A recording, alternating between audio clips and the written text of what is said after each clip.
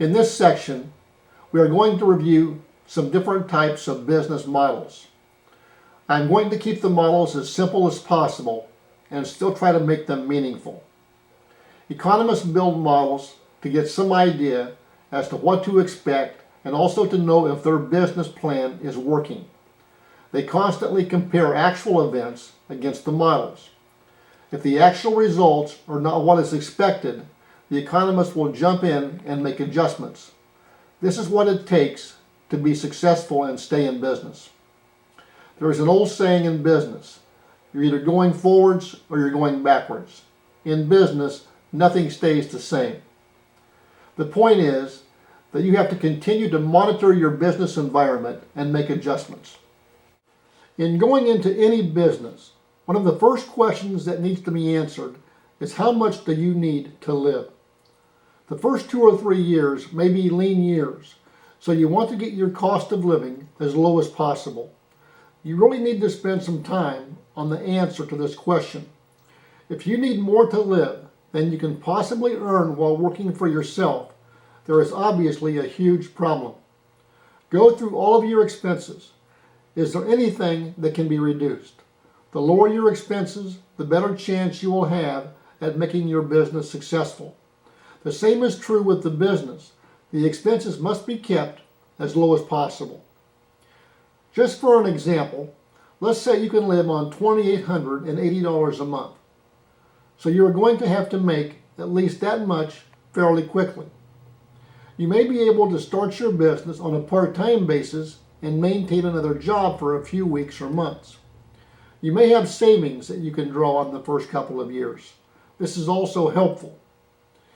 For this example, our goal is going to be a monthly draw of $2,880 per month. Now remember, you'll have to pay taxes on this amount at the end of the year.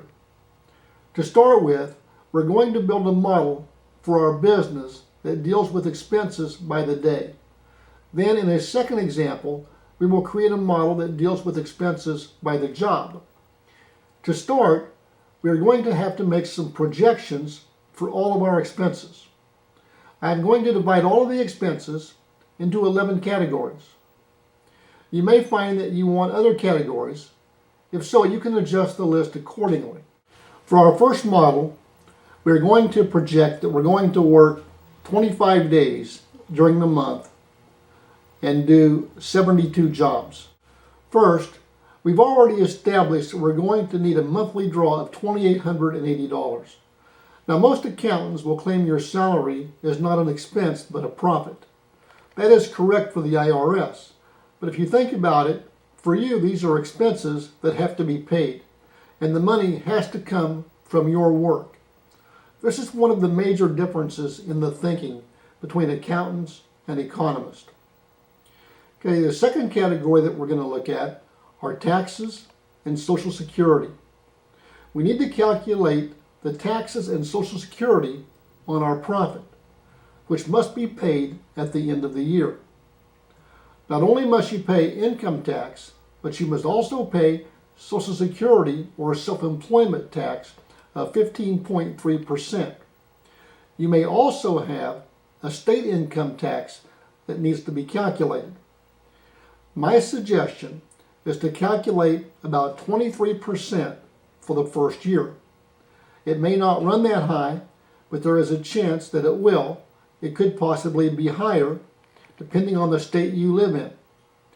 23% of $2,880 is $662.40. That is probably a little high because of personal deductions and mileage expenses. So I'm going to use $648 for these reasons and for other reasons that I will give later. After you have been in business for a couple of years, you should be able to get a closer estimate.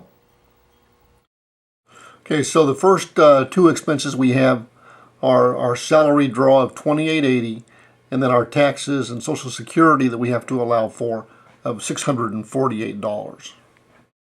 The third category we're going to look at is the cost of your vehicle. If at all possible, you want to pay cash for a good used vehicle.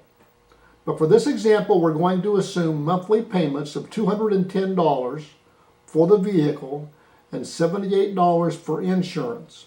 The total will equal $288. There are tax implications for doing this. It may be better to pay for the truck out of your own salary and then deduct the mileage as a personal expense. That is what I would probably do if I only had one truck. Either way, you may want to talk to an accountant about this. Once you make this decision, the IRS usually will not let you change it. So it is important to make the best one for you. The fourth category that we're going to look at has to do with the cost of maintaining your vehicle. I discussed this earlier, and I estimated the cost at $72 per month. The fifth category that we're going to explore is gas for the truck. For this example, I'm going to allow $432 a month for gas. Obviously, this is a variable expense and will depend on how much you drive. But we are going to need a number, for example, and I think this is probably a reasonable number to start with. When you fill up with gas, always record the amount and the gallons it takes.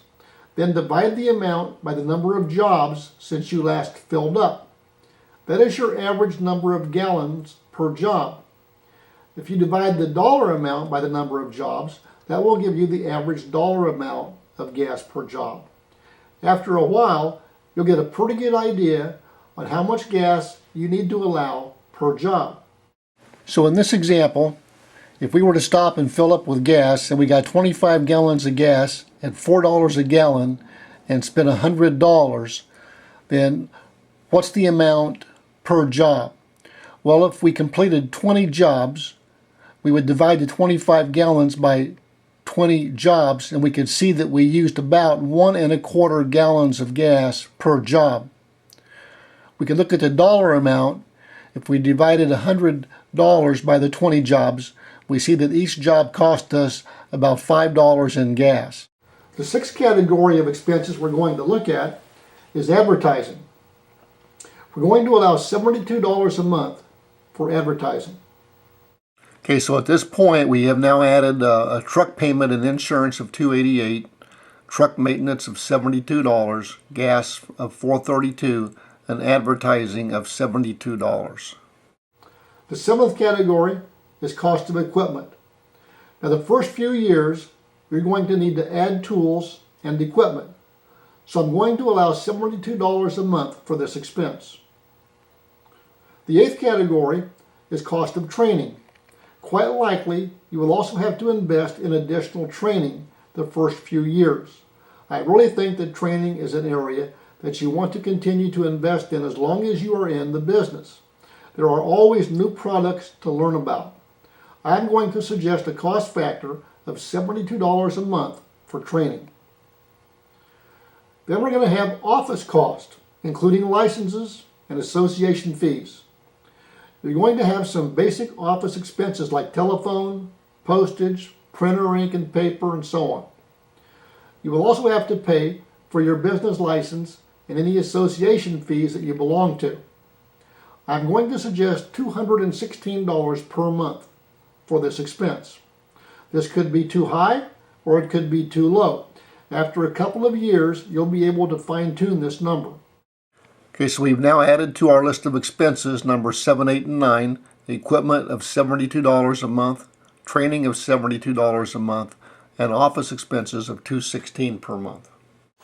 Okay, the 10th category of expenses we're going to look at is unexpected expenses. There are always some things that we don't expect to have to pay for that are going to show up. Some people call this category miscellaneous. I will set this cost at $72 per month. The 11th category is going to be what we refer to as COGS, C-O-G-S, or cost of goods sold. We have to account for the cost of the materials that we use. To start with, I want to assign a cost of $288 per month for this item. Now this is obviously not enough if you sell a lot of merchandise, and we'll talk more about that later. The $288 will cover selling a residential lock every day and allow for the pins that we need for most of our rekey work. Okay, let's summarize the expenses that we have now. Our salary is $28.80 per month, taxes and Social Security, $648, truck payment and insurance of $288, truck maintenance of $72, gas of $432, advertising $72, equipment $72 a month, training $72 a month, office expenses $216 per month, unexpected cost of $72 per month, then the cost of goods sold at $288. The total of these expenses is $5,112 per month. Okay, starting out, you're probably going to have to work at least 6 days a week to be successful. I know one locksmith who told me he worked every day for 3 years before taking a day off. I don't recommend that, but the point is that in the beginning, you may have to work more days in order to pay your bills. Let's just say we're going to work 25 days a month. How much do we have to make per day to cover all these expenses? Model 1 is for daily expenses. We're going to take all of our expenses, our total sales, $5,112, which is going to equal our total expenses.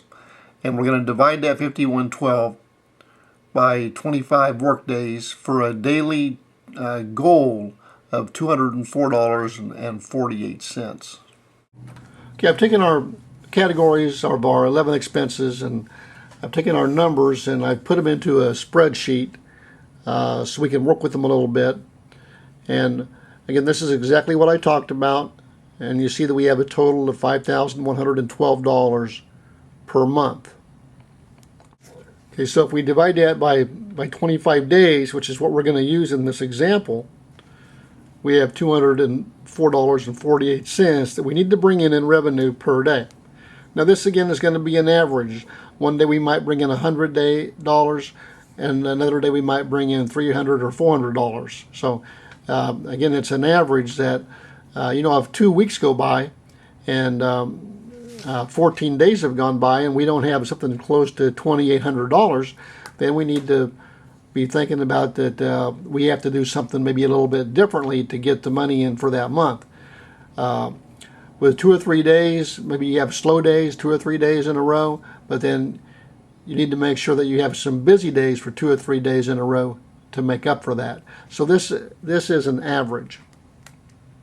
Okay, now if we take and multiply all of these numbers times 12, we can see that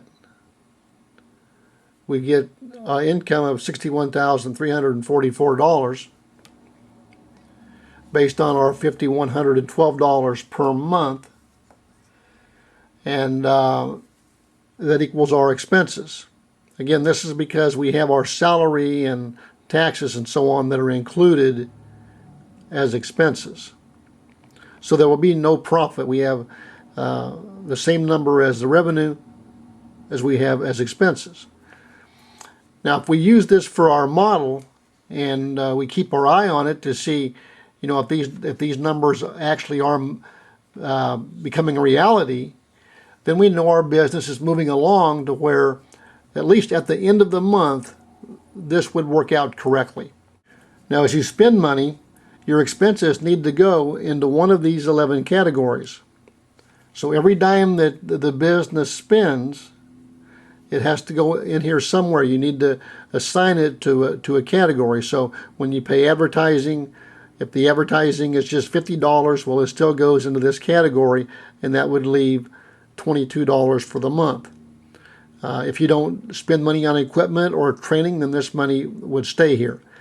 But you have to get in the habit of, on a weekly or monthly basis at the longest, putting all of the expenses into the correct categories to make sure that the numbers do match up.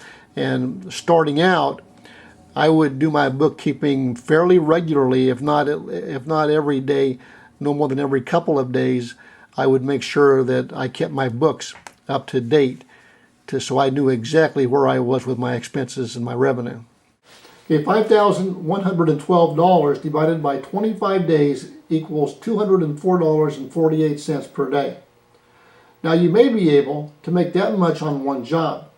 It depends on the area you live in and how much you can charge. For me, in the area I live in, I would have to come on at least 2 residential jobs to bring in that amount. It is quite possible that a commercial job would earn that much. Let me talk about sales tax for a minute. You'll notice that there are no sales tax in our expenses, that I have not dealt with sales tax. This is something that you collect for the government. It should not really be a part of your model. If you collect sales tax on the goods that you sell, say you collect $30 during the month in sales tax, you need to put that aside. That's not your money, that belongs to the government. And so that simply is a pass-through fee that you're simply collecting it for somebody else. You're collecting it for the government. With Model 2, instead of using a daily cost of expenses, we're going to use a per job cost for expenses. Okay, this cost breakdown on a cost per job, I think, is one of the most important models for you to really understand, is that when you start your truck and you go on a job, what is that job costing you? And you can see if we go with the 72 jobs that we were working with in our business model, that the salary of $28.80 divided by the 72 jobs, we have to make $40 per job.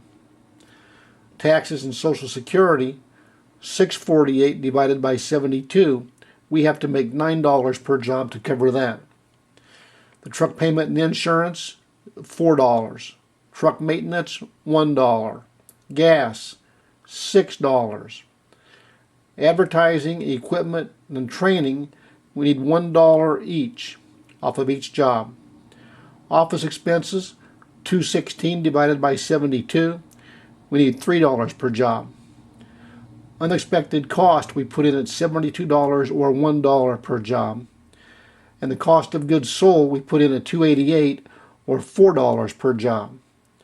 So the total we need with this business plan and this business model, you can see, is $71 per job.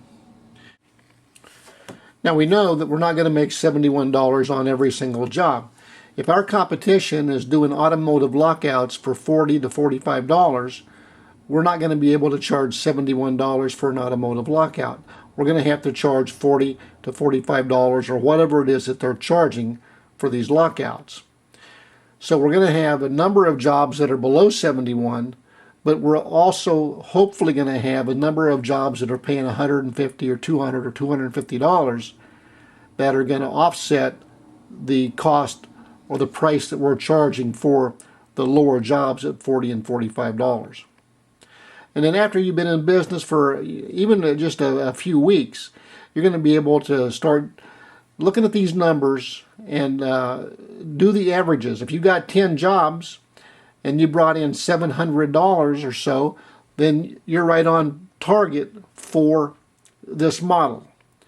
If you got 10 jobs that brought in only $400, then obviously you need to get 10 jobs that are going to bring in $100 to $110 to bring up that average back to $71. But every time you start your truck and you go on a job, be thinking about this.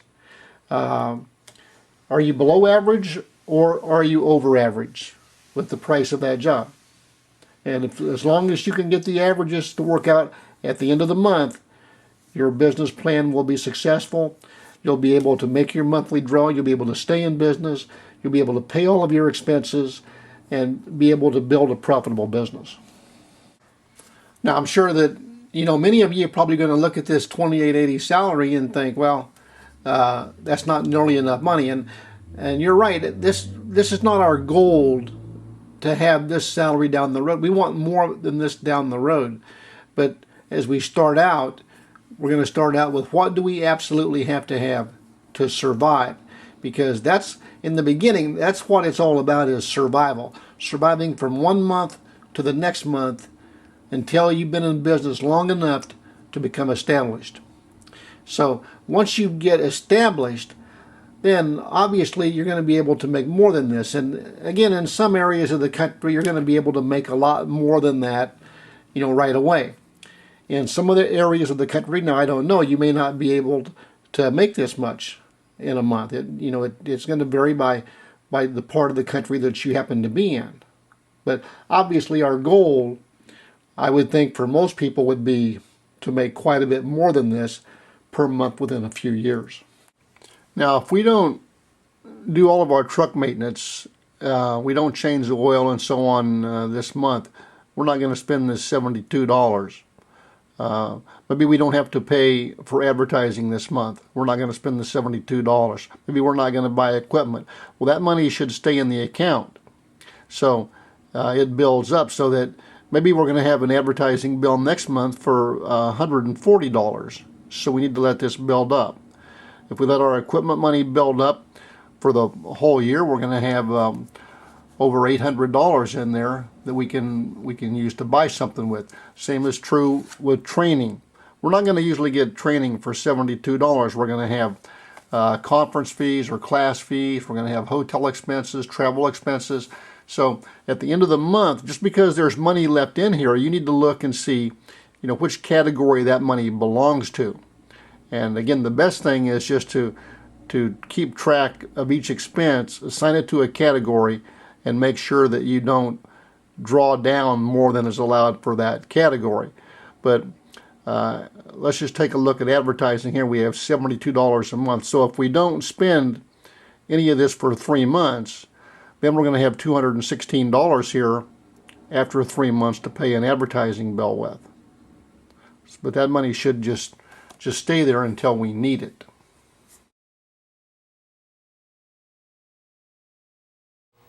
I will also try to sell a lock and additional keys.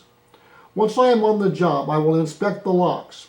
Look especially at the lock that is used the most often. If one of the locks is in bad shape, I will suggest they purchase at least one new lock for that door. I will usually make $10 to $20 profit on that sale. I will also offer additional precision cut keys at $4 a piece or 3 for $10. I always mention that the keys are precision cut and guaranteed to work. Quite often the customer will buy one more lock and 3 additional keys. So let's take a look here at if we can increase our sales per job. And still we're going to do this model, which is 72 jobs.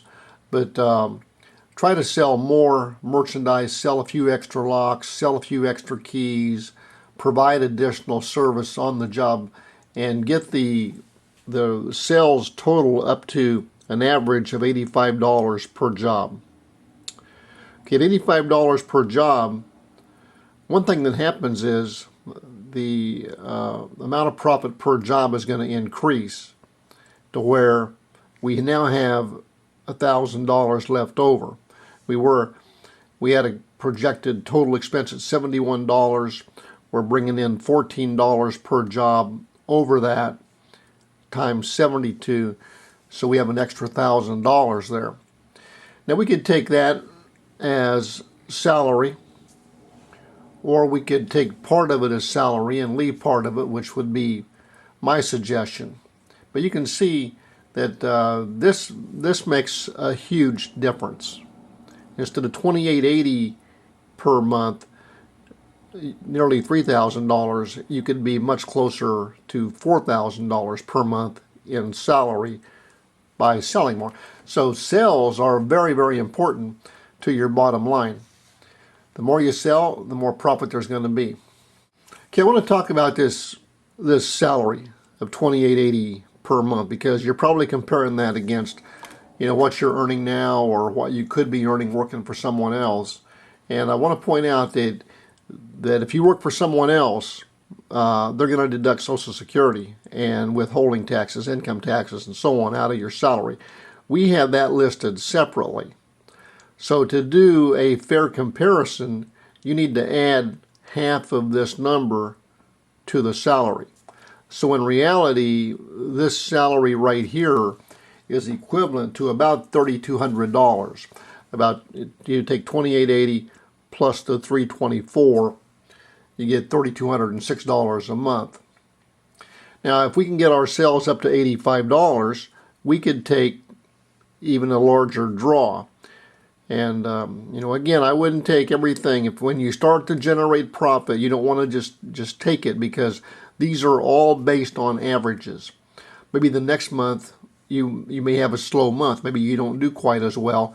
You want some profit left in the bank account that you can draw, because you want to get your 2880 draw next month also. So if you begin to generate profits, it is okay after a while to certainly start increasing your salary. That's the whole idea why you went into business. But let's just say, for example, we take $500 and we increase our salary up here by $500. That would go to $3,380. Okay, now we still have a $500 profit down here, but we're going to have to also increase our taxes and Social Security up there. Okay, so if we increase the $3,380, we need to also increase our taxes and Social Security. And here it would go up to about $777. So we're going to put that number in there. And you see, by doing that, now we still leave $371 profit in the account that we could build towards future use. So what if we want to compare this salary against working for someone else? Well, again, we need to take that $777 in taxes and Social Security, and this is just approximate. This is not going to be exactly, obviously. We're just working with approximates and averages, but approximately $388 would be added on to the $3,380. So we'd be looking at $3,768. This salary is equivalent to $3,780. If you round that off, you're looking at about $3,800 a month in salary. So you're up to $45,600 a year in income for you. Now, and that's just based on, again, on 72 jobs. So you're going to get better. As you do this, you're going to get better at sales. You might be able to bump this total even higher. And it's going to do a lot with the area you live in. Like I say, if you live in a high-priced area, with lots and lots of people, you can get more money per job. If you're out in an area that's a lower income area, there's not as many people out there. There might be more competition because of that, and so on. Then obviously you're not going to get as much per job. Okay, here's a job I just finished up. It's only 4 locks. Again, this is a simple job here, but it's kind of light. I was able to sell an extra lock right there. That's a new lock there. So instead of just getting the 4-lock rekey, I got the 4-lock rekey with an extra cell there to help boost the overall price on this job. Now, as we're thinking about trying to get this $81 instead of $71, don't just think about selling items like keys and locks. Also think about the service, and you don't want to work for free.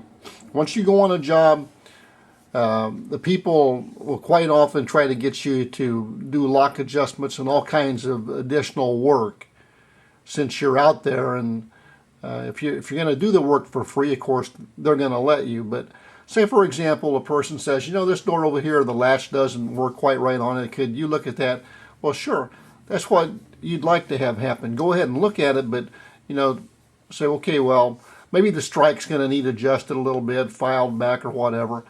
Ask them for $5. Say, yeah, I think I can adjust the strike for you. It'd be an additional $5, just like that. And most of the time, they're going to just say, sure, go ahead and do it. So if there's 1 or 2 latches to be adjusted, pick up another $5 or $10. It's not that difficult to move from 71 to 81 or even 91 or $100 on the job.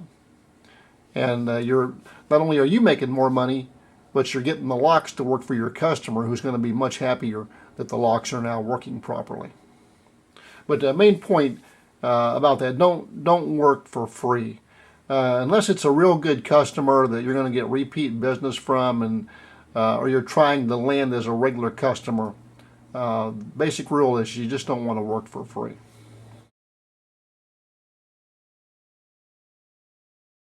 Okay, let's say that we get out and we get to work and we are pleasantly surprised by getting more work than what we figured. And here's a model for 100 jobs at the average price of $71 per job.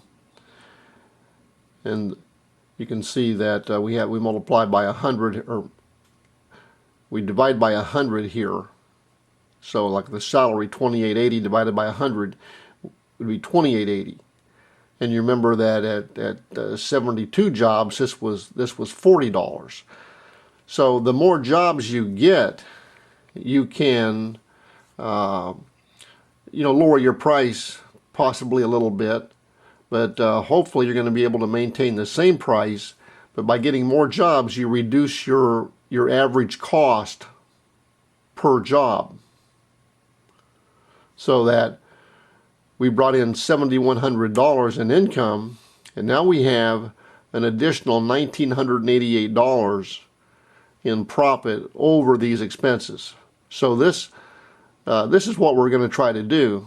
And you can see that this is nearly $2,000 that this would pay us, if we took our $2,880 up here and then we had additional money here, we would have nearly $5,000 in salary for the month if we wanted to take all of this. If you start building this up, I would suggest leaving part of that there, not taking all of it every month, because again, these are all averages. So maybe the next month is not quite as good. Well, you still will be able to pull your salary if you have some revenue built up, profit built up in your bank account. So for the first few months or first few years, until you have a better idea of what to expect, whenever you get some extra money, I would not just take it out and spend it. I would wait and see if the next month's going to be just as good as the last month. Okay, I've zoomed in on this a little bit just to make sure that you can see it on the video. So we have the monthly total for salary divided by the 100 jobs, and you can see that it brought our average down to $2,880. And the next one divided by 100, $648. So what's going to happen if you bring your average cost per job down and you maintain your $71 per job as an average?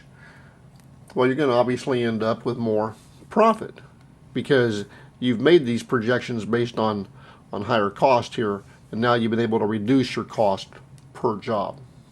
Now let's go back for a minute and look at the cost of goods sold category. We only allow $11.52 per day for the cost of goods we are selling. If you sold a lock for $200, that cost you $70. You cannot think that you met your daily quota. That sale only brought in $130 over cost. So the $130 could count towards the $204.48, but not the whole $200. Here is another way to look at it. If our daily goal is $204.48, and we have allowed only $11.52 for the cost of goods sold, we need to increase the $204.48 by $70 to allow for the unusual sale. So for that day, we need to bring in at least $274.48 to meet our daily goal. Our model is based on selling one inexpensive residential lock per day. Now, some days we may not sell any, some days we may sell 2 or 3, but the model is based on 1 per day or 25 per month. Now, obviously, if we sell something besides that, we need to make an adjustment in our model. So if we sell an expensive lock that cost us $70, we need to add that $70 on to the goals that we're trying to achieve. So let me tell you what I actually do in order to keep things as simple as possible. At the end of the day, I simply review my sales. If I sold more than one inexpensive residential lock, I will increase my daily total by the cost of the goods sold. For example, if I sold 3 expensive locks, which cost me $50 each, I would increase my daily goal by $150. So if my goal was 204.48, it would now be 354.48 for that one day. It would also increase my monthly total from 5112 to 5262. I keep this in a spreadsheet on my computer so it is easy to make the change. You don't have to do it on a computer. The important thing is that you do it somewhere. Okay, now this is a simple way to keep track of the extra merchandise that you have sold during the month. Remember, our model just allowed for selling one inexpensive residential lock per day, pins for rekeying a few locks, and a few key blanks. So if we sold, additional merchandise that we ordered from the supplier, we need to account for that. But in this column, of course, we have the days here. There's 1 through 25 days. And then let me zoom in on this. We have our cost per day, 204.48. And if there's no additional merchandise, there's no number here. But in this column here, say that at this point I had $150 in additional merchandise that I ordered for a customer, then that would have increased my daily total here. Now, other than that, you don't really need to do anything or worry about changing your model. It does change the total down at the bottom to $55.87, which it's $475 higher than what the original total was. But this money is already collected when you sell the merchandise. So it's simply a calculation that I do to keep track of the fact that my total is going to be higher based on that additional merchandise which we sold, which is a good thing. But other than that, we don't really need to be overly concerned about it. Just know that there is additional money in the account to cover the additional merchandise that was ordered. The most common job we do is rekey locks. So I look at the charge for that service as being critical. I try to get more than my average trip cost on a rekey. Usually a residential rekey will involve no fewer than 4 locks. So if I'm trying to get an average of $66, I will try to get a minimum of $76 on a 4-lock rekey. In other words, I want to price the job at least $10 over my minimum cost.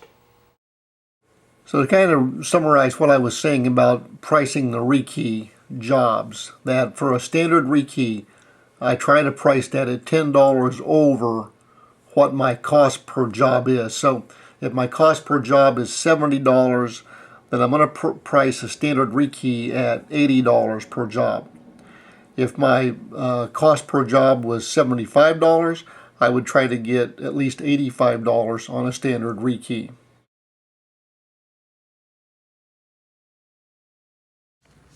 Okay, now here's an example of what might be more realistic for your first few months in business. We're probably not going to get to 72 jobs. Now you may, hopefully you're going to get that many or more, but let's say that we only get 50 jobs. And I gave us a little bit of latitude and I said, okay, we're going to average $91 per job, which is $20 higher than my first example. But knowing that we're going to have fewer jobs because we haven't been established yet, let's try to sell more locks, let's try to sell more service per job and get our revenue per job up.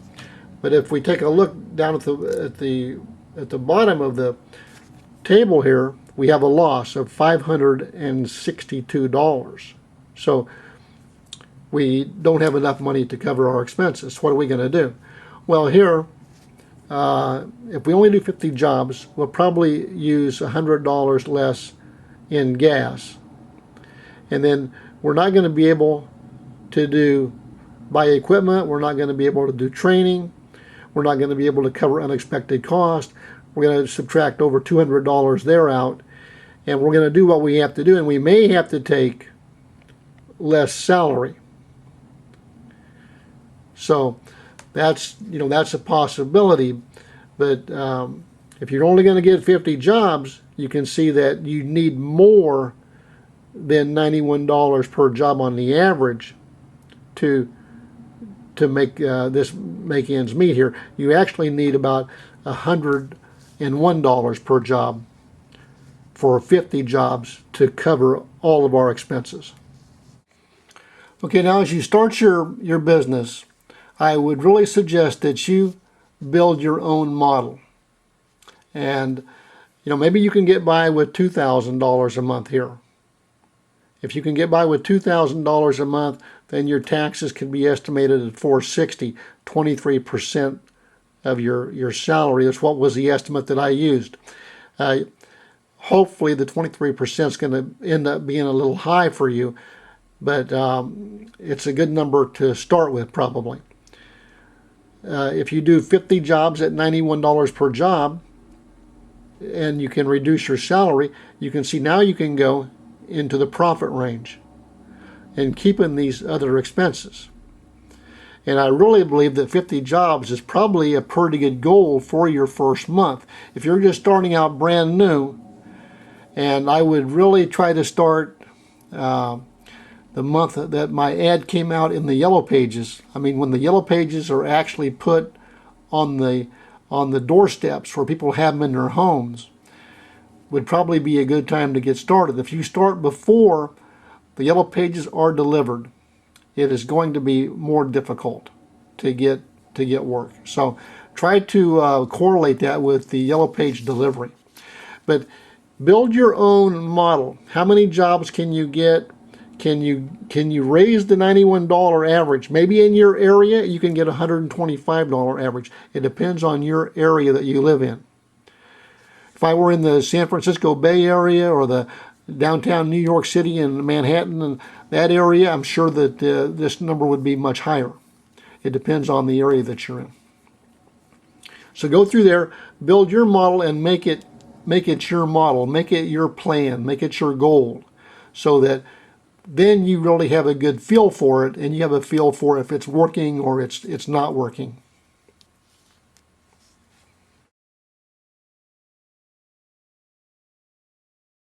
You know you're going to have to pay taxes, and it is best to plan for that all year long. In this section, I'm going to review a few tax forms. I am not offering tax advice. I simply want to familiarize you with a few of the forms so that you will have some idea as to what to expect when it's time to file your taxes. Okay, we're going to look at some income tax forms now, and just some numbers here that we've been using. Sales of $61,344, and then we have expenses. The first three have to do with the vehicle here. Truck payment and insurance of $34.56, maintenance of $864, gas of $51.84. So the total truck expenses are $95.04.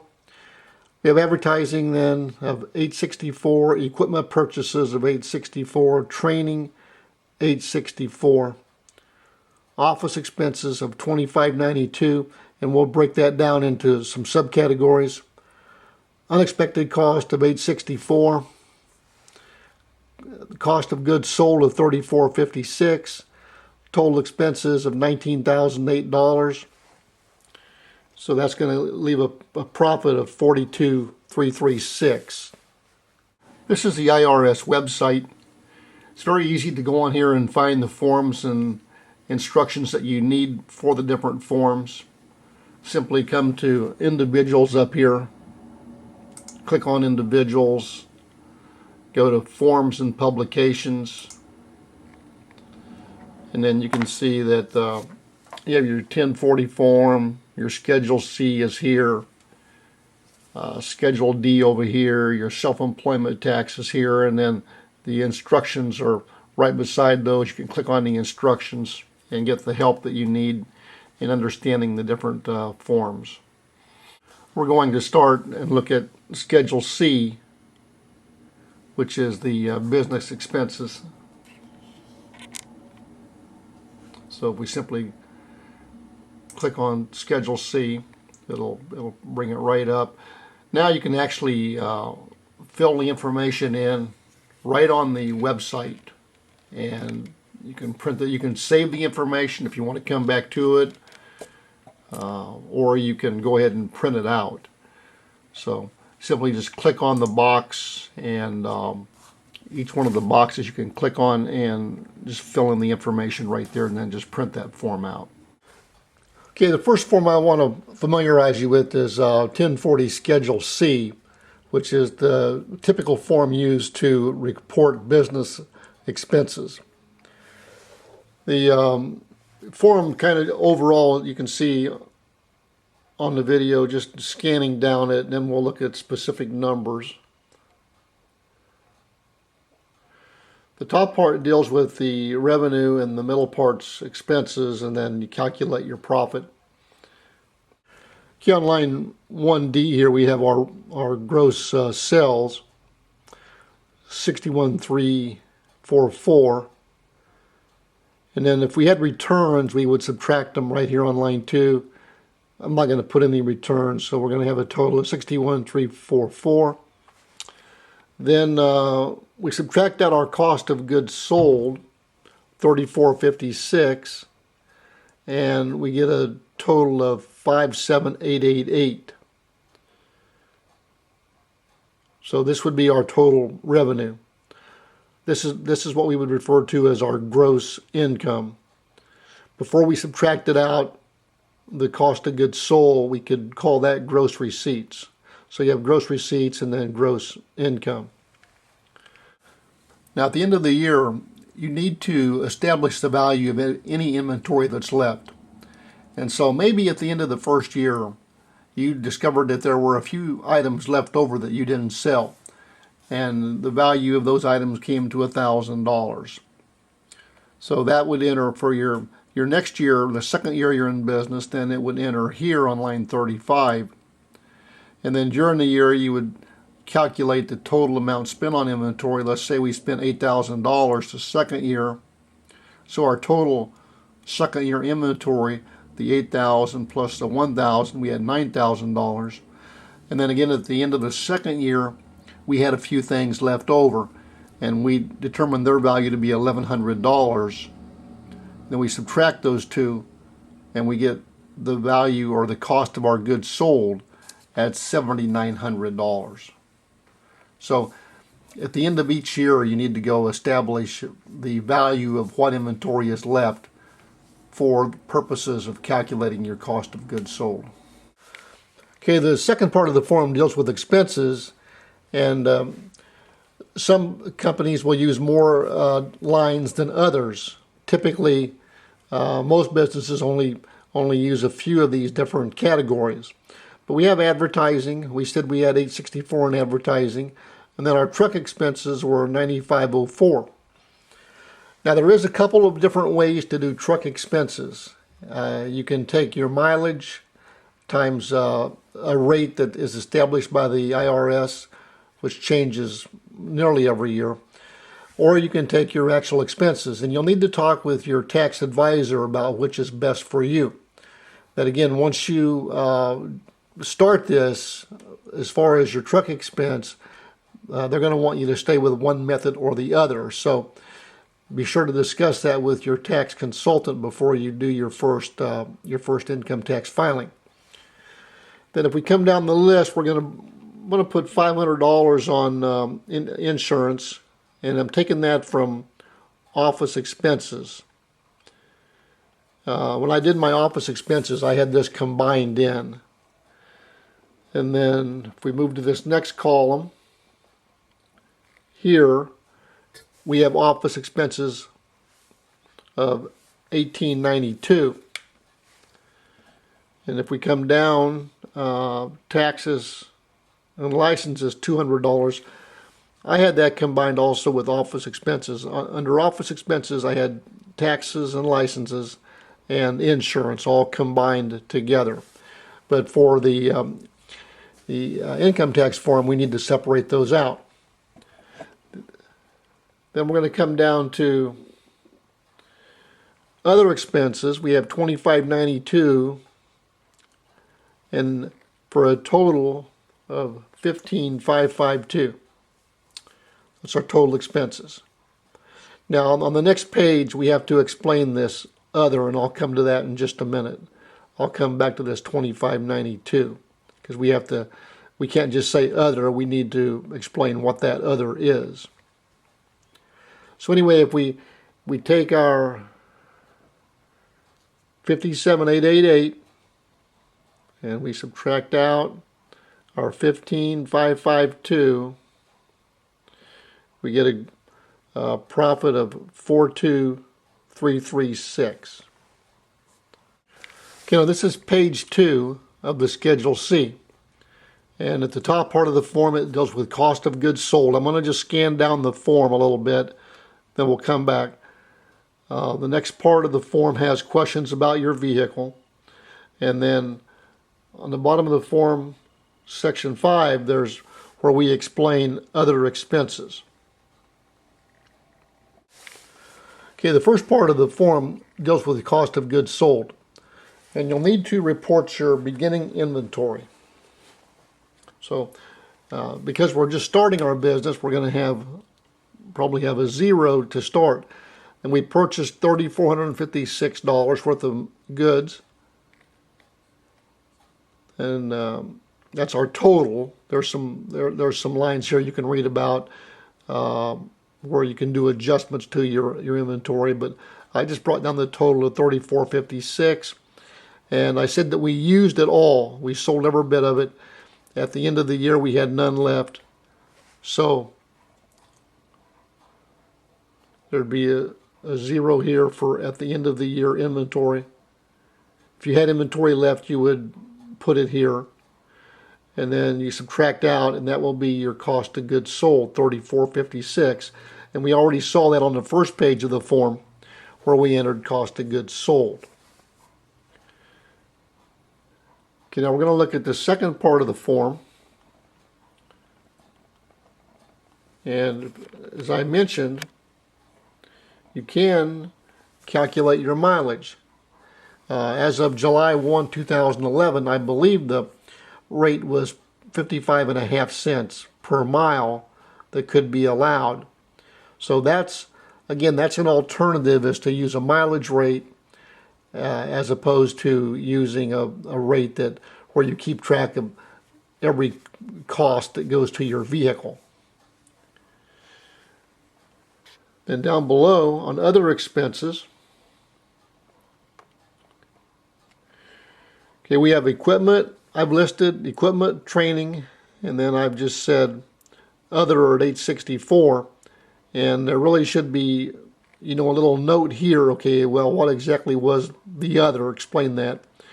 But on the equipment, again, you'll need to talk with your tax consultant. Depends on what kind of equipment you buy and how long it's going to last as to how much you can mark off each year. I just put the 864 from each one of those three expenses, equipment, training, and other, here. Then our total on this category of total other expenses was $25.92. So that's Schedule C. And this is the form that you'll fill out to report all of your income and your expenses and show your profit or loss for the year. Okay, now one very important form for self-employed people is the self-employment tax. And this is one of the main things I want to point out to you as a new business person, that you need to be aware of, that there is a significant tax for being self-employed. When you work for somebody else, the employer pays part of this, but when you're self-employed, you have to pay all of it. So this is the Schedule SE that you would file for your self-employment tax. And again, you would talk with your tax consultant about how to fill this out. I'm going to just run over some numbers here because I want to show you the potential liability that's involved. Okay, so again, I put some numbers on here. I'm not going to try to explain the whole form. You'll talk with your tax consultant about filling this out. But we had profit of 42,336. And we do some calculations here. Some multiplications. It tells you, it kind of explains to you how to do it. We got 39,097. And then as we come down the form, we bring that number down. I'm going to continue on down. Okay, here is the significant part. This 4066 is 10.4% of our 39097 up here. Then in addition to the 4066, we have to multiply that line times 2.9%. We get $1,134, and we have to combine those, and we get $5,200 that we owe in taxes. That is our self-employment taxes. So it's a significant liability that we need to keep in the back of our mind as the year goes by, and that's the reason that I build taxes into the budget so that we save for that every month. On this self-employment tax form, you see a number in here at $106,800. Don't worry about that number. That's simply there that if you earn more than that, you don't have to pay Social Security tax on the amount that's over the $106,800. So it's not that we're going to have to worry about paying taxes on that much money. If we only earn $40,000, we just pay the self-employment tax on the $40,000. But if you were to earn, and hopefully as you get your business established, you're going to have the opportunity to make more than $106,800, then that number would come into play, as you would not pay the self-employment tax on the amount that you earn per year over that. Now I would imagine most of you are familiar with the 1040 form. This is the primary form that we file our income tax on. So I'm going to just come down and show where the income goes. On item number 12, we report our profit, $42,336. And if there's no other income to report, that would be the total income, $42,336. Now we had self-employment taxes of $5,200. We are allowed to deduct $2,600 of that, or half of that, from our taxable income. It doesn't mean we don't have to pay that. It just means we don't have to pay income tax on that. So if we subtract the $2,600 from the $42,336, we're going to get $39,736. So the $39,736 carries over to page 2, and there we can put our deductions in here that we have. And I just put in $10,000 in standard deductions. Yours may be more or less, but it's about 25% of the income, so that's what I used. And then we subtract that $10,000 out, and we're going to get $29,736. Now we're also allowed a certain amount of deduction for each dependent. Now I did this for a married family filing jointly, so that'd be with one child. So we would get 3 dependents, we can see, times the $3,700. Now again, this is for the 2011 tax year, could change. And so we bring that number over, 3 times the $3,700, we get $11,100. We subtract that from the $29,736, and we get the $18,636. And this is what we have to pay income tax on. This is the tax table that I used to find our taxes that we owe on our income. And again, all of this information is available on the internet. It's very easy to obtain this information. Years ago we have to run around and we had to try to get publications from this place and that place, or wait for them to be printed or whatever. But now it's all available just instantly on the internet from the IRS website. But this is the tax table, and I found our income here between $18,600 and $18,650. Going to zoom in on that. Okay, so this would be where we would find our income at, between $18,600 and $18,650, and we would use this row here because I did married filing jointly. If you were to file single, you would use this column, or married filing separately, you would use a different column. But for married filing jointly, I got $1,944, and that's where that number came from. And the income tax from the tables came out to be $1,944. And then again, this is what I'm really wanting to stress here, is that we have to pay also this $5,200 in self-employment tax. So our total tax liability is $7,144. So that's a significant tax liability, and as you start working, you don't want to get in trouble with the government on not being able to pay your taxes when they're due. So this is something that you want to save for on a monthly basis, and after you start making some money, your accountant or your tax advisor may tell you that you need to pay in a certain part every 3 months. So again, I'm not trying to give tax advice here. I'm just trying to familiarize you with these forms and give you some things to think about in terms of tax liability. Always check with a professional tax consultant on filing these forms and any questions you have about your tax liability.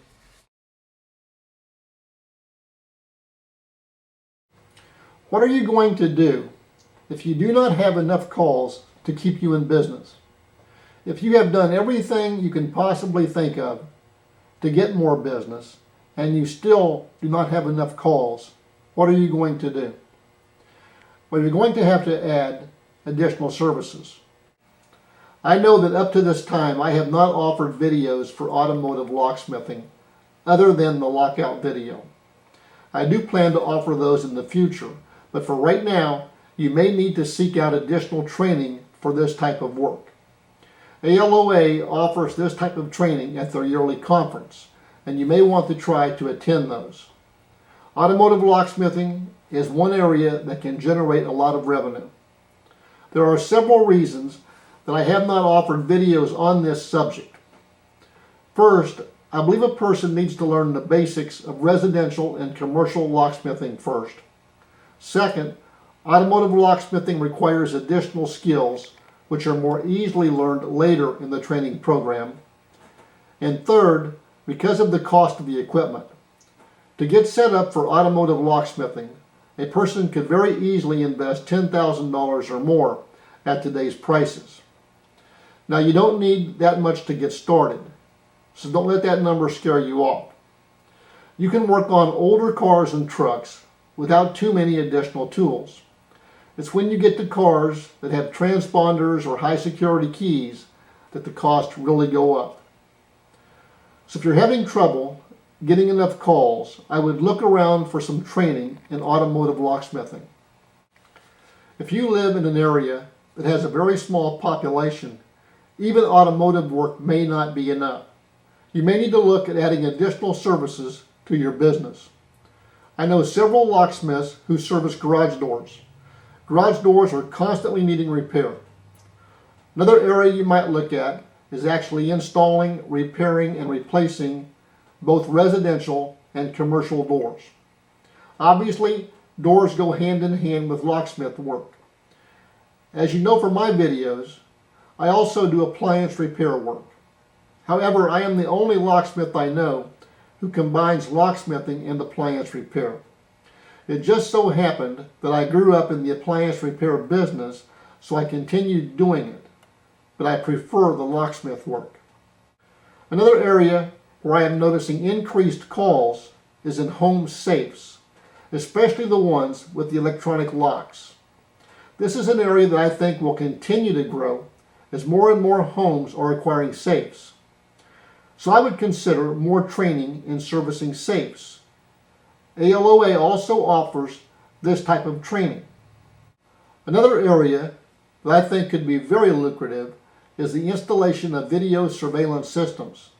Many homes and businesses are wanting video cameras installed, and they are willing to pay someone to run the cables and install the systems. This is an area I would really look at if I were looking to expand my service. It's an area where the tools to do the work are not very expensive, and it does not take a lot of training. ALOA has been offering classes on this type of work for a couple of years. It's normally a 2-day class. I have a friend who does this type of work and I know at this time he is charging $50 an hour and he is able to stay fairly busy all the time. Another area that's worth looking at is the installation of security systems. Now, this takes more training and may require additional licenses, but it is an area of work that's going to continue to grow in the future. ALOA was also offering classes in this type of work. If I were just starting my business today, I would seriously look at installing both video and alarm systems. The main point here is that you simply cannot choose to do nothing. If you are not getting enough calls to make a profit, you have to take some kind of action, even if it means working part-time for someone else. Starting any new business is tough. Obviously, the more well-funded you are, the better chance you will have for success. So if you are not well-funded in the beginning, be prepared to take some kind of action to give yourself a better chance to survive long enough to become established. Now, if you find yourself in a situation where you simply are going to have to move into automotive locksmithing or some other type of work that's going to require a larger capital investment, one possibility, if you don't have the money for the equipment, is to look at a loan. And I always try to pay cash for equipment, but this more expensive equipment, there's nothing wrong with taking out a loan if the terms are right and you're sure that you can generate enough money from buying the equipment. So let's take a look at loans for just a moment. This is a loan calculator, and again, you can find these all over the internet. Let's say that we decide that we're going to need $10,000 in equipment, and we don't have the money, but we know if we go out and we buy this equipment that we're going to be able to make an extra, $1,000, $1,500, or $2,000 a month doing car keys. And let's just calculate an interest rate at 8% for 5 years, 60 months. What would the payments be on that? We're going to submit that, and let's take a look. It'll build a table here for us. We can see that the payments on $10,000 for 5 years would be $203 a month. Let me zoom in a little bit. $203 a month. So if you can generate $1,000 in income from that equipment, there's nothing wrong with taking that loan out. And what I would advise is to go ahead and try to pay the loan back as quick as possible. Don't take the whole 5 years, but if necessary, you know that you can get that equipment and you can start making money using that equipment, and the cost to do that would be $203 a month. So anything that you make over that, even if you only made $400 a month, you're still showing a profit on that equipment of $200 or so per month. So that is an alternative. You can talk to a bank about this type of loan.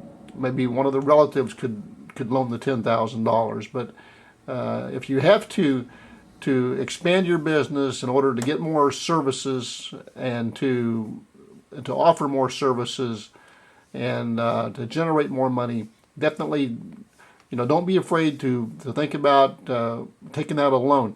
Millions of people go into business and they have to borrow the money for the equipment every year, and so it is a viable alternative.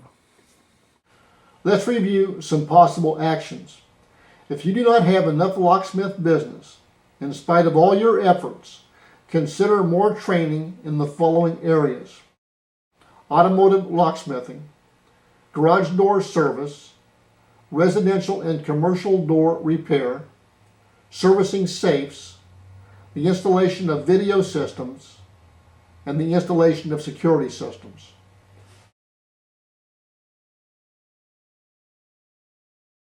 On every job that you do, make sure that the person gets a couple of business cards. Ask them to give one of the cards to someone they know who might be able to use your services. You may also want to think about leaving advertising with your customers. I have ballpoint pens with my name and phone number that I give to customers who spend at least $100. I buy enough pins at a time to keep the cost between 45 and 50 cents per pin. I know of other locksmiths who have key ring tags with their name and phone number on them. The reason I favor the ballpoint pen is because customers seem to like them, and I know that the pen can sometimes lay around the home or office for years, which is great advertising for your business at a very low cost. You want to start building a customer list right away. At least once a year, you want to mail something to your customers. You can design your own newsletter or simply send a postcard or even a Christmas card.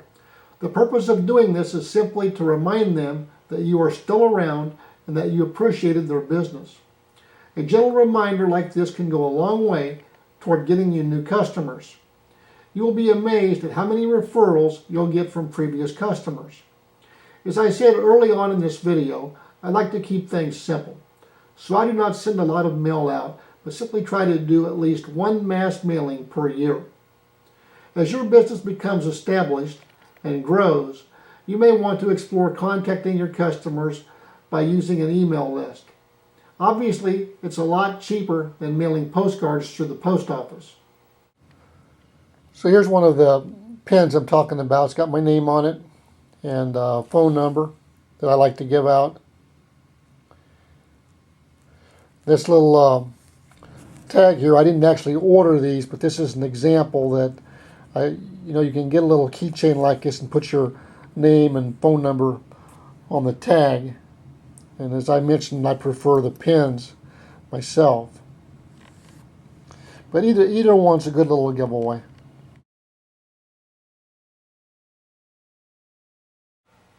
The market is continually changing as new technology brings new locks and new tools. Most large suppliers will hold a show once a year to show the new items. Many of them will offer low-cost classes at the same time. These are great places to learn new skills and keep up with the latest developments. ALOA, the Associated Locksmiths of America, also hold a conference and show once a year. They alternate between the East Coast and the West Coast. Try to go to a conference at least once every other year and take at least one class and attend the show. Of course, today, nearly anything can be learned on the internet and is a low-cost method of training. You should also try to acquire more business management skills. Check with the Small Business Association and the Chamber of Commerce in your area for class offerings on business management.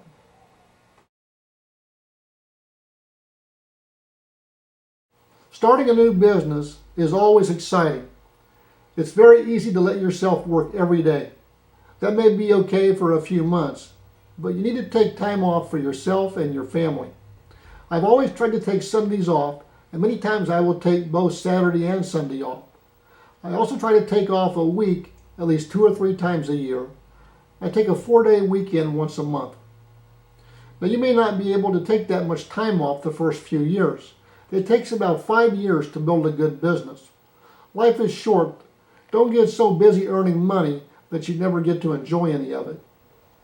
One of the great things about owning your own business is that you're the boss and you can set the schedule.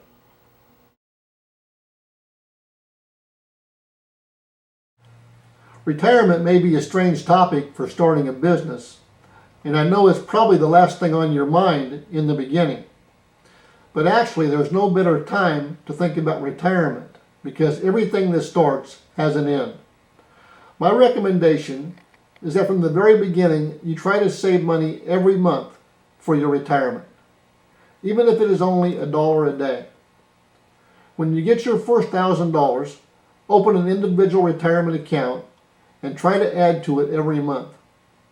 When you are ready to retire, you will also be able to sell your business for additional nest egg money. I would not count on Social Security as my only means of retirement.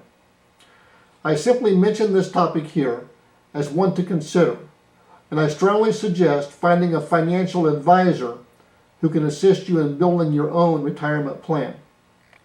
This is a Roth IRA calculator. It's on the internet. You can simply type in a search for a Roth IRA calculator, and many of these will come up on the internet. But I want to just take a minute to show you the significance of saving small amounts of money and what it can do. And the advantage, of course, of the Roth IRA is that the money that's earned there is tax-free money. You don't have to pay taxes on that when you take it out. So that's a tremendous advantage. But let's say that our current age is 32, and we're going to retire at 65. Let me zoom in here a little bit. So I'm going to put 32 in the current age box, and we're going to save $1,000 a year with the idea that we could retire at 65. Then I'm going to hit the button calculate, and we can see that this is the line we're interested in here.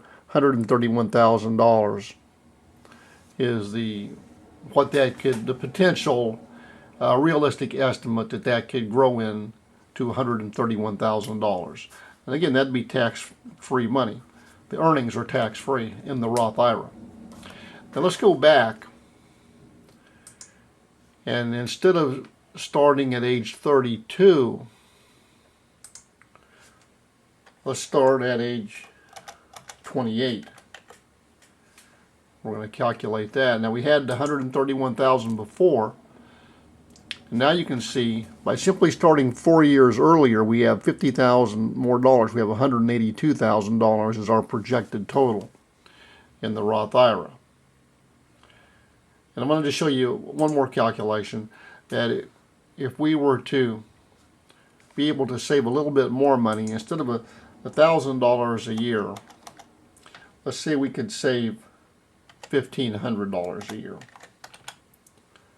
And calculate that. Now, again, starting at age 28, the last balance we had was $181,000, but you see by adding that $500 a month, we get $274,000.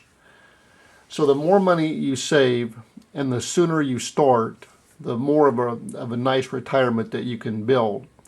And so it certainly is worthwhile not to wait too long in life before thinking about retirement. And again, I would find a financial advisor. You can look in the phone book or on the internet for a financial advisor, and get started with your own plan right away.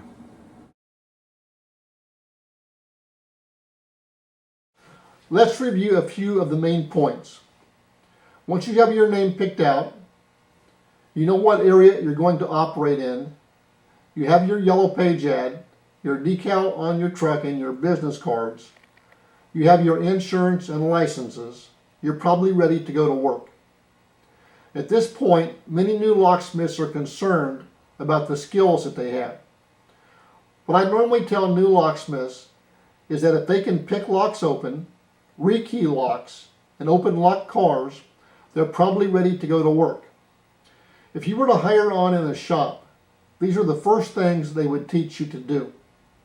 Then they would send you on the jobs that you could complete with these skills. And what you would find out is that you probably could complete about 95% of the calls that were coming in.